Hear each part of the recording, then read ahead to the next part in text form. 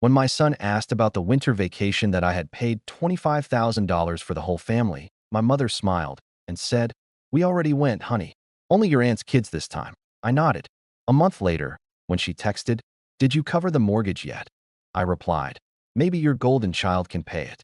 My name is Emmett. I'm 35, a realtor, the responsible one in my family. I track closings on a whiteboard, keep my car clean for showings, and can guess a listing price within 5 grand just by walking the block. I'm also a dad. My son, Max, is 8 and collects hotel key cards like trading cards. That night we were at my place. Pizza on paper plates, a Lego set half built on the coffee table. When he looked up with sauce on his cheek and said, "Dad, when is the winter vacation you paid for?" Grandma said it's the fancy one with the snow hotel. Before I could answer, my mother, who was there to drop off cookies, gave him that sweet smile she saves for other people's kids and said, "We already went, honey. Only your aunt's kids this time." Max blinked, but Dad paid. I heard my own voice come out calm and flat, the way voices get when the ground moves. "Mom," she shrugged, like we were discussing parking. "They needed it more. Your schedule's always busy. You miss things. We went when we could go." Max stared at me. I tried to smile like this was normal life. It felt like stepping into an empty house where the listing photos lied. The silence hummed between the fridge and the TV. My mother sniffed. "Anyway, the kids had a blast. We can plan something for spring, Emmett, if you're not slammed." Max's lips pressed thin. He went back to his Lego pieces without looking at either of us. I nodded once. "Right." A month later, my phone pinged while I waited for an inspector to finish a crawl space. It was a text from my mother. "Did you cover the mortgage yet?" I typed before I could stop myself. "Maybe your golden child can pay it." I stared at the blue bubble and didn't delete it. For the first time in years, I let it sit there. Delivered. Read. And I braced for the storm I should have started long ago. I became the financial grown-up by accident. It started simple. A $200 utility bill here. A "can you float the groceries there?" My sister, Tessa, is 2 years younger, permanently between jobs, and somehow never in the same room as a bill. My mother is a retired nurse who treats guilt like currency. My father is quiet, which in our house meant he agreed with the loudest person. When I got my license and started in real estate, I was still living in a studio with a Murphy bed. My first closing was a condo over a nail salon. I stored my suits in the coat closet and cried a little at the commission check. Mom hugged me and said, "See, you're finally reliable." She didn't mean it kindly. Reliable meant reachable. Reachable meant payable. It added up slowly. Tessa's car insurance, just until next quarter. A fridge repair for my parents after Dad's friend who knew a guy vanished. I told myself I was investing in peace. Every month I thought, once this is handled, they'll leave me alone, like the market would correct the family dynamic. The opposite happened. When people know you will catch them, they jump with their eyes closed. Then Max was born. His mom, Claire, and I split when he was 5, mostly because I was never not working. Open houses, late calls, deals that almost died on a Sunday night, resurrections on Monday morning. We're good co-parents. We trade pickups, share school events, send each other photos of his lopsided art. Max became my anchor, the thing that made the grind make sense. My mother liked to say, "You wouldn't have to work so much if you'd chosen a stable job." I'd look at the spreadsheet of closings and think, I'm the only stability we have. 2 summers ago, the asks turned into expectations. I helped Tessa with a lease deposit after she moved into a nicer apartment for her mental health. I paid off a small hospital bill for Dad's knee. I caught the tail of their property taxes when they misread the due date. It would have been manageable if it stopped there. It never does. The winter trip was my idea originally. After a decent year, 3 mid-range houses, and a lucky dual-agency condo, I wanted to do something for Max and to prove to myself I wasn't just a bank account. A snow hotel in Colorado. Sleigh ride. Snow tubing. Those hot chocolate towers Max watched on YouTube. I priced it, gulped, and still clicked book. Tickets for me, Max, Mom, Dad, Tessa, and Tessa's twins. 6 nights. Ski lessons. A suite with a view so ridiculous it felt fake. $25,000. Taxes and fees included. I paid the deposit in October, the rest in November. I screenshotted the confirmation and dropped it in the family chat with a stupid grinning emoji. Mom responded with 3 thumbs up and, "We'll see." I should have known. December turned into a mess of reschedules. Dad's PT moved. The twins have a play. Tessa's boyfriend's cousin is visiting. Every delay clipped another day off the window we had. I tried to rebook flights, shifted dates, paid change fees that made my stomach flip. Then one Tuesday, Mom said, "We'll just go without you and Max for now and do a second round later." Like it was a ride in shifts, like my son and I were extra baggage. I didn't even know they left until Tessa posted a boomerang of the twins falling into snow with the caption, "Anti-trip." The hotel chandelier I had stared at online sparkled behind them. I sat in my car outside a showing and watched story after story. Dad smiling on a sleigh. Mom in a white robe. Tessa's kids with chocolate mustaches. I called. No one picked up. Later, Mom texted, "You're overreacting. We had to use the dates before they expired." When they got back, she gave me fridge magnets shaped like skis and said, "The boys were heavenly. You know, Max can be a lot." She always did that. Press a bruise and call it help. I told myself to swallow it, to focus on Max. We built a snow fort from gas station ice bags and called it our hotel. He thought it was hilarious. I sat in the little blue light and decided I was done paying for people who thought my son was an optional extra. Then came the mortgage text. I'd been covering the difference on their house for over a year. They were short $400 here, $800 there. Mom called it family synergy, which is how people rename debt when they want someone else to hold it. But the winter trip changed the math. They didn't just use my money. They used it to exclude my kid. That wasn't synergy. That was theft dressed as tradition. When I sent the golden child text, Mom called within 10 seconds. "Excuse me," she said. "What's that supposed to mean?" "It means," I said, "ask Tessa." "She's struggling," Mom hissed. "She's a mother." "So am I," said. "Just to a smaller person." Dad texted, "Let's talk later." He always texted that when he meant, "Let your mother win." That week, Tessa wrote in the family chat, "Wow, Emmett, do you want a medal? Maybe learn to share." I didn't respond. I pulled bank PDFs. I made a folder with 12 months of transfers, Zelle screenshots, Venmo jokes like rent fairy dust, airline confirmations, the hotel invoice with my last name bold at the top. I added the property tax stubs, the plumber's invoice I paid when Dad clogged the downstairs toilet with paper towels and pride. I wasn't sure what I'd do with it yet, but the file looked like a person finally getting ready. It happened at my parents' place on a Sunday. We still did dinners every couple of weeks because Max loves his grandparents, and I didn't want him to keep losing pieces of family. I told myself I'd go, drop Max, and keep it civil. Mom greeted us with, "Take your shoes off." The carpet was just cleaned, the way she always did. Tessa was already at the table, scrolling. The twins tore around the kitchen island. Dad stood at the stove stirring sauce that came from a jar. We sat. Mom poured wine for herself and water for me. She always did that too. 20 minutes in, after the twins had declared the garlic bread mid and Max had tried to trade peas for a bread end, Mom set her glass down with a soft clink and said, "So, Emmett, about the mortgage. I told the bank you'd send something tomorrow." Tessa didn't look up. "Yeah, and Venmo me for the girls' gymnastics. You said you'd help with activities instead of cash." My chest went warm like anger turns your blood into tea. "I didn't say that." Mom flashed the smile she uses on receptionists. "You implied it. Anyway, we can't have late fees. Be a dear." I pulled my phone out. Not to pay. To airdrop. I sent the folder to everyone at the table. Their phones chimed. The twins yelled, "Memes?" I said, "Open it." Tessa groaned. "You're so dramatic." Mom sighed, tapped. The screen lit her face blue. Line after line of my name, my bank, my notes. Dad's knee MRI $620. Property tax October $1,143. Plumber $289. Colorado total $25,041.73. Tessa's mouth twisted. "You keep receipts like you're a landlord." "I'm a realtor," I said. "I keep records." Dad scrolled, then put his phone down like it was hot. "We don't need to do this at dinner." "We do," I said. My voice was even. I had rehearsed in my head for weeks. "Here are the facts. I've covered your mortgage for the last 13 months. I paid for a family vacation that I didn't attend. My son was excluded from a trip I funded.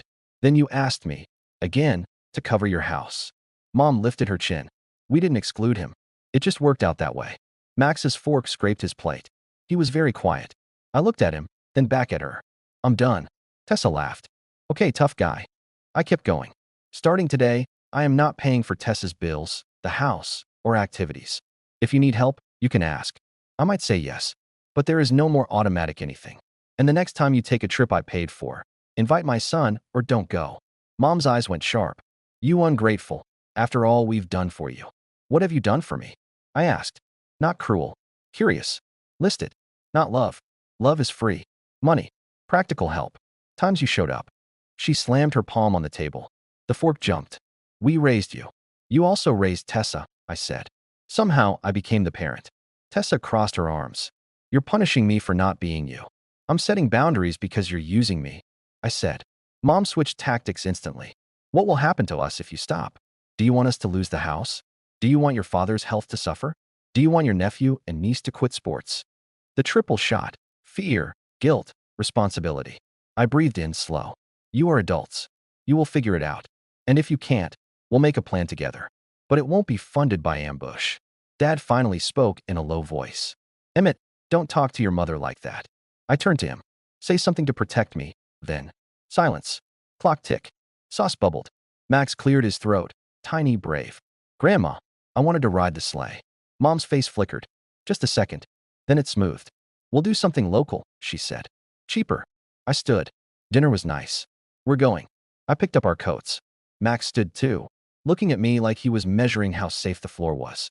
Tessa scoffed. So that's it. You play accountant and storm out. I looked at her. Pay your own rent this month. Then to Mom, and tell the bank you were wrong. Mom's last line, thrown like a plate. If you walk out, don't come back asking for forgiveness. I opened the door. I'm not asking for anything. The first week felt like quitting caffeine. Headache. Muscle memory reaching for my wallet when my phone buzzed. I muted the family chat. I took Max sledding on a hill behind the middle school and bought him a hot chocolate so big it needed 2 lids. He asked, Are you mad at Grandma? I told him, I'm mad at some of her choices. I love her. I love you more than any trip. More than the Snow Hotel? He asked. More than all the hotels, I said. On day 9, I got a text from Dad. Your mother is upset. Can we talk? I offered coffee, neutral ground. He didn't show. He sent another text an hour later. Things are complicated. That was his favorite phrase. Complicated as in, I will not oppose your mother. Tessa went loud on social.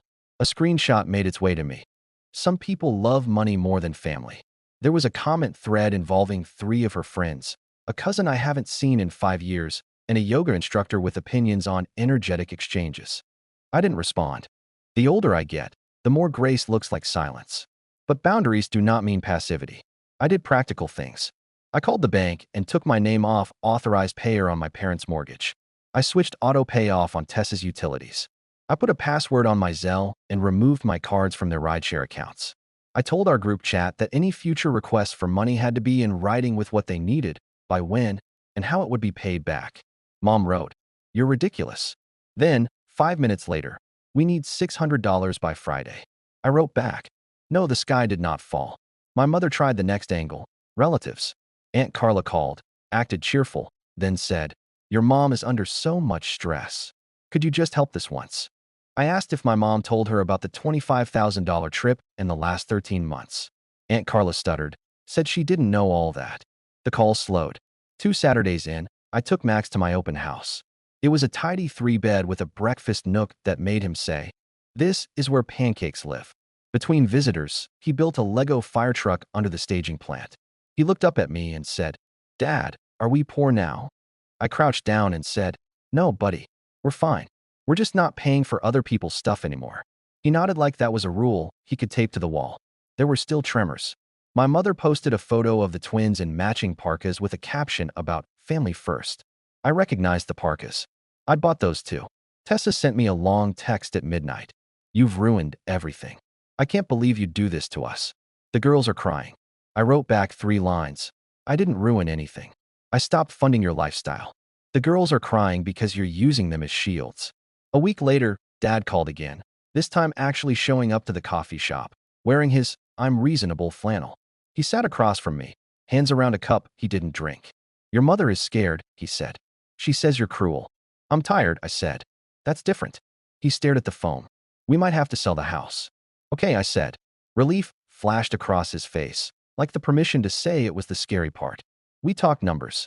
As a realtor, I knew their equity, the comps, the timeline. If they listed in spring, they'd walk away with enough to get a smaller place with lower payments. He called selling failure. I reframed it as strategy. For the first time in years, our conversation felt like 2 adults planning, not a parent wringing out a child's pockets. He left saying he'd discuss it with Mom. I didn't hold my breath. When people can't pull money from you, they try to pull it from your reputation. Mom told cousins I was unstable. She told the neighbor I was obsessed with money. She didn't mention hers. A small handful of people reached out to say they were proud of me. My cousin Dylan texted, "Took me 3 years to get brave. You did it faster." He told me he'd been funding his dad's gambling debt out of love. He stopped last month and said night felt different now. We met for wings and didn't mention anyone's mother. Then came the group chat implosion. Tessa dropped a voice note that ran for 3 minutes and included the words selfish, abandoning, and dad's blood pressure. Mom replied with a screenshot of a past transfer from me with "thank you" in the memo, as if gratitude canceled the ask. I typed a message I thought about for an hour, then hit send. I'm not your ATM. I'm not your emergency plan. I'm not your punishment for Tessa's choices. I'm your son, and I'm Max's dad. My responsibility is to him, my home, and my own future.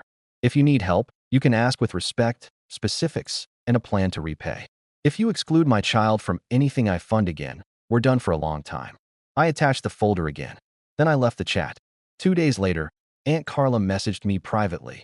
"Your mom is furious, but your dad asked for a realtor's opinion on downsizing. He said he felt lighter." I said I'd help if he asked me directly. He did, quietly. He came to my office with a yellow notepad and a list of neighborhoods. We ran numbers. His shoulders dropped an inch when he saw a path that didn't involve begging me. Max felt the shift too. Our nights got quieter. We started a new thing. Every Friday, we cook something badly on purpose and see if it's still edible. Burnt quesadillas, chaotic pancakes, one truly awful soup. We laughed a lot. Joy felt bigger without the constant hum of pending requests. A small miracle happened around week 5. Tessa texted, not a demand, but a question. "How do I make a budget?" I sent her a simple sheet. Income, fixed expenses, variable, sinking funds. She wrote, "That's too many boxes." I said, "That's how adults avoid panic." She ghosted me for 2 days, then sent a photo of a legal pad with numbers and the caption, "I can't afford the gym." I wrote, "Walk outside." She replied with an eye roll emoji, but then posted a selfie on a trail the next morning. Mom didn't thaw. She sent one last arrow. Family helps family. I typed, family respects family. Then I stopped responding to anything that wasn't logistics for seeing Max. Dad and I listed their house in April. I didn't take a full commission. He tried to insist. I said, "Keep it. You'll need furniture that fits the new place." We held an open house where a young couple fell in love with the too big living room and the ridiculous entry chandelier Mom had bullied Dad into buying in 2009. It sold in 5 days. Mom didn't show up to sign. She signed remote and sent me a single line. "You've destroyed my home." I watched Dad walk through the empty rooms one last time. He touched the doorway where our heights were marked in pencil. He said, "It was never the house." I said, "I know." We moved them into a smaller ranch near the park. No stairs for his knee. Lower utilities. No chandelier. Mom sulked for 2 weeks, then rearranged the living room twice and pretended she meant to all along. I took Max on a spring trip with just us. Not a snow hotel. A cheap cabin by a lake where the Wi-Fi was bad on purpose. We caught one fish, ate it like it was an award, and fell asleep smelling like wood smoke. He said, "This is better." On the drive home, my phone, in the cup holder, buzzed twice. "Tessa, paid my own rent today." Then, 5 minutes later, "Mom, when do we see Max?" I looked at the trees flashing by and felt something in my chest unclench. I said, "Sunday at noon. Pancakes live at my house." Summer came, the kind that sticks to your skin. I kept working, 2 listings, a stubborn buyer, a roof negotiation that made me swear under my breath, but the hum in my head had changed. The "what if they text" channel was quieter. I noticed I slept deeper. Even my coffee tasted less like defense and more like coffee. Boundaries didn't make my mother nicer. They didn't turn Tessa industrious overnight. They didn't solve old wounds. What they did was stop the bleeding. They gave me enough breathing room to be a dad without a calculator always open behind my eyes. One afternoon, Max and I were at the park by my parents' new place. Mom arrived with a Tupperware of brownies and a look that said she was trying. She sat beside me on the bench and watched Max and the twins build a lopsided sandcastle. She cleared her throat. "I shouldn't have said that thing about him being a lot." She said it like the words had to fight their way out. I kept my tone even. "He heard you." "I know." Her voice dropped. I was angry. About the house. About getting older. About, I don't know. She waved a hand. "You've always been so capable. I thought you'd just keep stepping in." She looked at me then, really looked. I didn't realize I was stepping on you. It wasn't an apology the way I'd fantasized, no dramatic confession, no handwritten letter with underlines. But it was something human. I nodded. I won't keep stepping in. Not like that. She swallowed. I get it. A beat. Can I still ask for help sometimes? You can ask, I said. And I can say yes or no. The sun slid a little lower. Max shouted my name like it was a joke. The twins tried to bury his foot, and he let them. Normal, priceless noise. That night, after drop-off, I reopened the Colorado folder for the last time. I scrolled the receipts without rage. They were just pixels now, evidence of who I was, and who I'm not anymore. I dragged the folder into archive. I kept one thing, a photo of the cabin by the lake with Max's tiny grin in the corner. I printed it and stuck it to the fridge with the ski magnet Mom gave me. It looked different next to something I chose for myself. People talk about revenge, about winning. This wasn't that. There was no moment where I made a speech and everyone clapped. There was only the quiet work of saying no again and again, until no made space for yes to the right things. A week later, my phone buzzed. Mom, do you want to bring Max by for popsicles? We got the kind with the joke sticks. Tessa sent a photo of a budget on her fridge with 3 check marks and the caption, "Don't make fun of me." Dad texted me a link to a lawnmower he found on sale and asked if it was a decent brand. I answered each message in turn. Popsicles, yes. Budget, proud of you. Mower, reliable enough. On a slow Sunday, Max asked about Christmas. Are we going with Grandma and the twins this time? He said, cautious. I said, we're going wherever we want. And if we go with them, it'll be because they invited us, not because we paid. He nodded. Good. He dug around in the drawer and pulled out the magnet. He stuck it lower, at his height. This can be our reminder, he said. What's the reminder? I asked. He grinned, the way kids grin when they've decided something big with small words. We pay for us. I laughed, pulled him close, and felt that click inside. The sound of a door closing properly for the first time in years. No anger left. No bargaining. Just a line on the floor and both feet finally on my side of it. If there's a moral, it's this. Generosity without boundaries is self-harm dressed as virtue. Family doesn't get to weaponize love to access your wallet.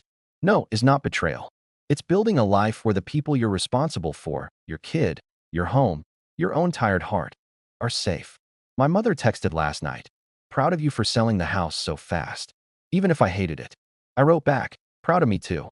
It wasn't snark. It was the truth. And when she added, do you need anything? I smiled at the new shape of that question and typed, no, I'm good.